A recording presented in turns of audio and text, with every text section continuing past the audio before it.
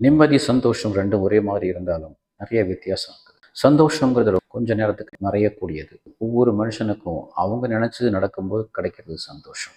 நிம்மதிங்கிறது ஒரு பெரிய விஷயத்தை செஞ்சு முடிக்கும்போது கிடைக்கக்கூடியது. சந்தோஷங்கிறது நிம்மதியை அடையக்கூடிய படிக்கட்டுகள். ஒரு கோல் வச்சிருப்போம். அந்த கோலை அச்சீவ் பண்றதுக்கு பல ஸ்டெப்ஸை கடந்து போறோம். ஒவ்வொரு ஸ்டெப்ஸை கடந்து போகும்போதும் அது சக்ஸஸ் ஆகும்போது அது சந்தோஷத்தை கொடுக்கறது. ஒரு விஷயத்தை அடைஞ்ச பிற்பாடு கிடைக்கிறது நிம்மதி. ஒரு பெண்ணை வளர்க்குறோம், படிக்க வைக்கிறோம், பொண்ணை வேலைக்கு அனுப்புறோம், கடைசியில ஒரு நல்ல வாழ்க்கையை அமைச்சு கொடுத்துட்டு நீங்க நிம்மதி பெருமூச்சு விடுறீங்க. அப்போ சந்தோஷ பெருமூச்சுன்னு சொல்றதில்ல, அது நிம்மதி பெருமூச்சு. இப்பதான் எனக்கு நிம்மதியா இருக்குது அப்படிங்கிறோம். ஏன்னா உங்க வாழ்க்கையினுடைய உண்மையான ஒரு அர்த்தத்தை அப்பதான் நீங்க முழுசா உணர்றீங்க. சந்தோஷங்கிறது வெளியில காட்டக்கூடியது, ஆனா நிம்மதிங்கிறது உணரக்கூடியது. அது ஒரு இன்னர் ஃபீலிங், மனசு சம்பந்தப்பட்டது. கொஞ்சமா சந்தோஷம்னா கொஞ்சம் சிரிக்கிறீங்க, ரொம்ப சந்தோஷம்னா ரொம்ப சிரிச்சு காட்டுறீங்க. நிம்மதியை அளக்க முடியாது, அளவிட முடியாத ஒரு மன திருப்தி தான் நிம்மதி. எதையோ செஞ்சு முடிக்கும் போது கிடைக்கக்கூடியது தான் நிம்மதி.